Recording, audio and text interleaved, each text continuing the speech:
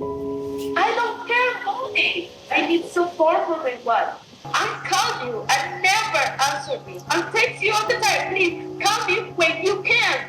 But you never can. When I don't answer the phone, do you know what I'm doing? I'm working to send you money. I watched this whole season, and off the top of my head, here's every excuse that Kris gave for staying in the US. Listen, I know I pretty much just got here, and we literally just got married, but they don't have my narcolepsy medication here, so I have to go back to America. I hope you understand. So listen, Jeymi, I know I said I had to go back to get my medication, but I actually have other matters to attend to as well. Somebody has stolen my motorcycle, and it was the motorcycle that Nicolas Cage rode in Ghost Rider, so I'm just not gonna let that slide. So I have to go back and go to trial, but don't be surprised if you never hear about this again. All that means is that I tracked him down myself and took him out with my bare hands. Hey, Jeymi, I know I kind of said that I was going to come back soon, didn't I? I did say that, right? Turns out I don't have any money, so I've just been doing what I can to get by, you know, digging a hole, cutting a tree, painting a fence. Some kids gave me a nickel for a piece of gum I had, but don't worry, all of this is for you, every dime, every nickel. I will send you that nickel personally. I will put that nickel in an envelope. It will be there on your doorstep tomorrow. I feel bad because I promised that you could quit your job, and I plan on keeping that promise, so I'm gonna be working 24/7 from here on out. In fact, you probably won't even hear from me for like a month. Hey, Jeymi, how long's it been? A whole month, wow. So, something else has actually come up, believe it or not. Yeah, I know that's probably hard to believe. Anyway, my son and my daughter, in fact, both of them. Can you believe that? What are you talking about? Both of them what? I can't come to see you because, you know, my son and my daughter. That doesn't even make any sense. What are you talking about? Your son and your daughter what? They're both grown adults. Did something happen? Something did happen, actually. There was an unspecified incident. There was an unspecified occurrence that happened recently, and I can't make it. Sorry. Hey there, sport. So, I got nothing. You know, actually, I've been picking shit out of a hat. Where did let's see here. I have been busy because I twisted my liver. That's, yeah, I can't come to see you. I got too many health injuries at this point. It just wouldn't be safe. You know what it'd be like to get on a plane in this condition? You ever see snakes on a plane? Samuel L. Jackson? You really want that shit to happen? Is that what you're at? Anyway, that is the summary of Kris's excuses. I probably missed about 6 or 7 because that was just off the top of my head. For those who didn't actually watch the season, that's only a slight exaggeration. In fact, a lot of the stuff I said is probably more believable than some of the stories that Kris told. But yeah, I've probably talked for way too long at this point, so let's just start watching. You don't have to worry around me with knives. Oh. I'm very comfortable with them, and I know how to use them safely. I hope the girl for the store don't think, oh my God, she is a psychopath. So this is yet another case of someone flying to another country to permanently live there and move in with somebody that they haven't met yet. You don't want to at least see how it goes first. You're just going to dive right into getting married. So Kris flies to Colombia to meet Jeymi, and one of the first things that she tells her is that she has narcolepsy and severe neck problems. And then she's like, oh, by the way, I also have night terrors, so I might accidentally karate chop you in the back of the head. But if it makes you feel any better, I think I want to buy a knife. So that was kind of weird, but overall, things went pretty well, and they ended up getting married after like 9 days. Kris had some sort of half-baked idea of opening up a food cart that didn't work out, but other than that, it was pretty uneventful. And then, of course, Kris infamously announced that she needs to return to America. And you could tell that Jeymi knew that she wasn't coming back anytime soon, and the next we saw of them, they were on FaceTime. I was only supposed to be in Alabama for 2 weeks, and here it's been 3 months. Whoops, how did that happen? At first, I had to extend my trip because I had some medical issues that I had to get taken care of. And then I realized that we were running out of money faster than even I thought. So I ended up staying longer so I could work and make money. So what never made sense to me is, by her own admission, she's just doing a bunch of different little odd jobs. I mean, maybe that's not all she's doing. Maybe she does have one job that's full-time. But if her only excuse now is that she has to work to send money and she doesn't have some sort of high-paying job, then why not just move to Colombia and live there and work there? I don't understand. You know, the original plan, the one that you promised to Jeymi. You know, it kills me because I don't think you realize just how bad this is for me. I don't enjoy this at all.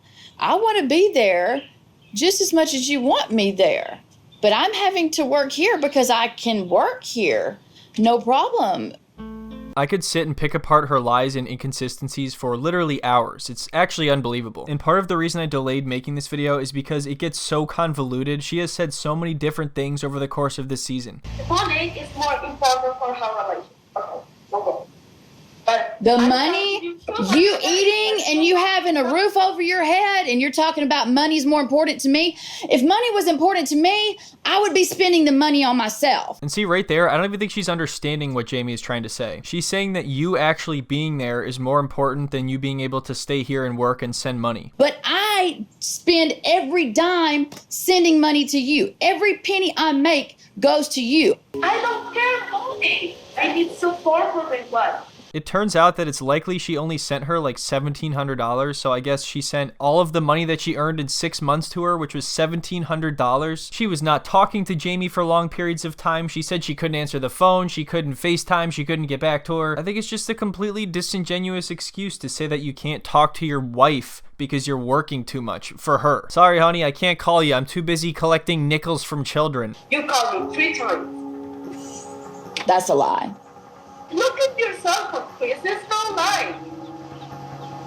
I called you and never answered me. I text you all the time. Please call me when you can. Listen, Jeymi, I want to call. You know, it's not that I don't want to call, but my job, they took away my phone for talking to you too much, man. That's an actual thing she said, by the way. I had a whole beautiful message typed out. I had been working on it for weeks. I was right about to send it, I swear. I was all like, hey, you're the best wife that anybody could ever hope to live in another country and send money to. But you never can. When I don't answer the phone, do you know what I'm doing? I'm working to send you money.